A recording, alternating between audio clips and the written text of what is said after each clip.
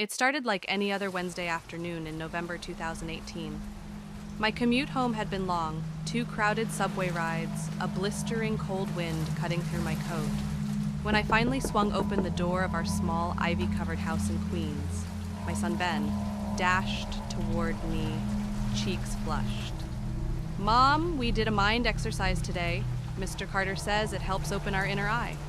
"Your what?" I asked, balancing a tote bag full of groceries on my hip. "Our inner eye," he said, smiling proudly. "It helps us see truth beyond truth." His enthusiasm was contagious. I kissed his forehead. "That sounds interesting." I'd hired Mr. Carter just a month earlier after noticing Ben's grades slipping and his confidence ebbing.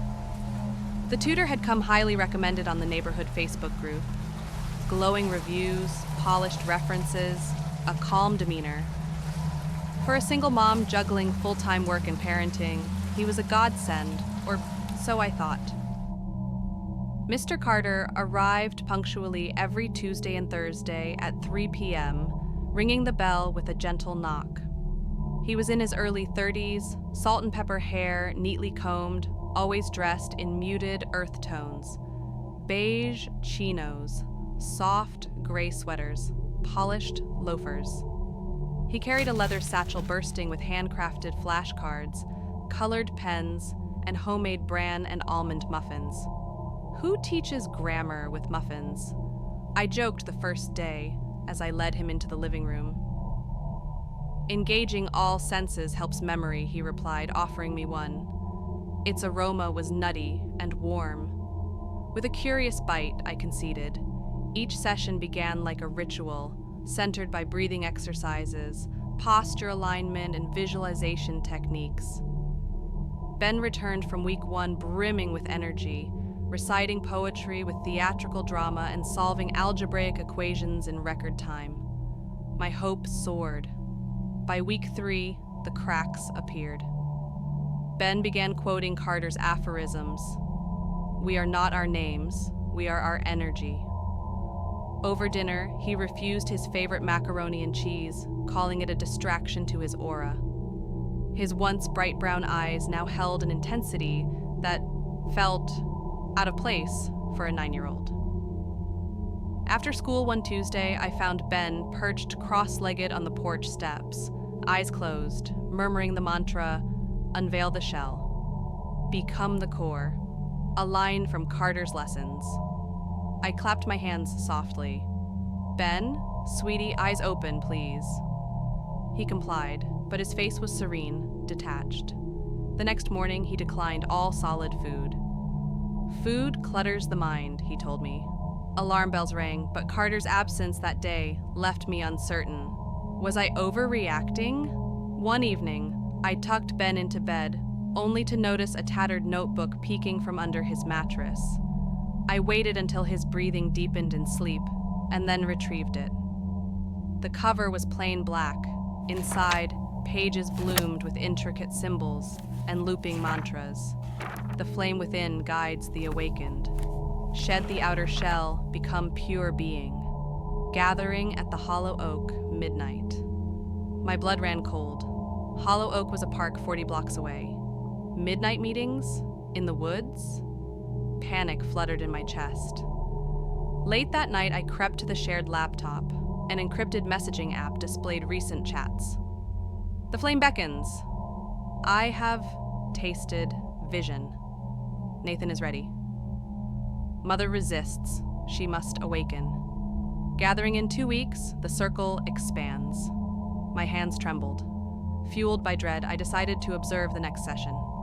At 3 p.m. sharp, I slipped into the living room as Carter guided Ben through geometric resonance exercises, drawing overlapping triangles and circles on a whiteboard. "Each shape aligns with cosmic frequencies," Carter intoned, voice low. Ben, perched on a velvet cushion, closed his eyes and whispered, "I release the shell. I become the core." When the exercise ended, I stepped forward. "Mr. Carter, can you explain how this relates to math or reading?" He paused, then smiled serenely. Focus and clarity are universal. These exercises prime neural pathways and cultivate discipline, academic and spiritual. His calm composure unnerved me. Determined, I dove into online research. Carter had no teaching degrees, no certification records. A defunct blog under a pseudonym surfaced, cached entries titled Children of the Shell, Next Gen Enlightenment, and Circle Events Awakening Gatherings. One link pointed to circlefinalflame.org, now offline, but domain registration traced to a nonprofit council in Oregon. Digging deeper, I unearthed news of Harmony Grove, a counseling center in Colorado, shut down amid allegations of psychological manipulation, lost weekends, enforced fasting, group isolation, no criminal charges due to lack of concrete evidence, but testimonies spoke of fractured families and shattered psyches. My heart pounded. This was a full-blown cult. I went to the NYPD's Special Victims Unit and laid out my evidence. Carter's rituals, Ben's obsessive behaviors, the notebook, the detective side. No physical harm, no missing children. It's a gray area, but document everything and stay vigilant. I left feeling more alone than before. That night, I installed discrete cameras in the living room. For 10 days, I recorded every session. I watched in horror as Carter spoke softly into the camera. Your mother's shell remains thick, but the flame sees all barriers. Ben answered, trance-like. I will guide her to the circle, the mantra repeated, weaving through the footage. I contacted Mia, a college friend turned cybersecurity analyst. She traced Carter's pseudonyms across social media shards. Multiple families in Brooklyn, Staten Island, and New Jersey reported similar tutors. Same satchel, same encrypted chat, same midnight gatherings at parks.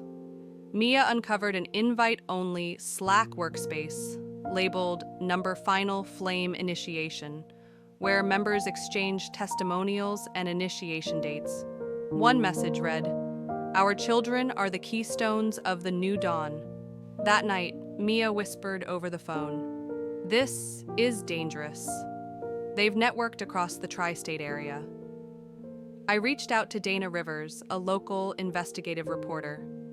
Intrigued, she interviewed 5 families capturing identical patterns, ritualistic lessons, dietary restrictions, cryptic symbols. Her article, Secret Tutors or Cult Recruiters, Inside the Circle of the Final Flame, exploded online. Pressure mounted. The NYPD reopened inquiries. Child Protective Services made unannounced visits. But before any arrests, Carter disappeared. His apartment was empty, notes scattered on the desk, muffins left to stale. Landlord claimed he'd vacated overnight. The satchel, flashcards, and Carter's journals were gone. 3 weeks later, a plain white envelope arrived. No stamp, no return address. Inside, in ornate violet calligraphy, the shell may shatter, but the flame endures in silence. I stared at the words, heart hammering. The handwriting, eerily familiar. Shaking, I fed the note into the fireplace. 2 months later, we moved across the city, closing that chapter. Ben's recovery was slow. Therapy helped him reclaim childhood joys. Board games, weekend movie marathons, unrestricted meals. Though he sometimes murmurs fragments, I felt the flame. The fear recedes with each passing day. I joined a private online network of parents who'd endured covert cult recruitment. Yoga instructors, life coaches, even after-school clubs used as fronts.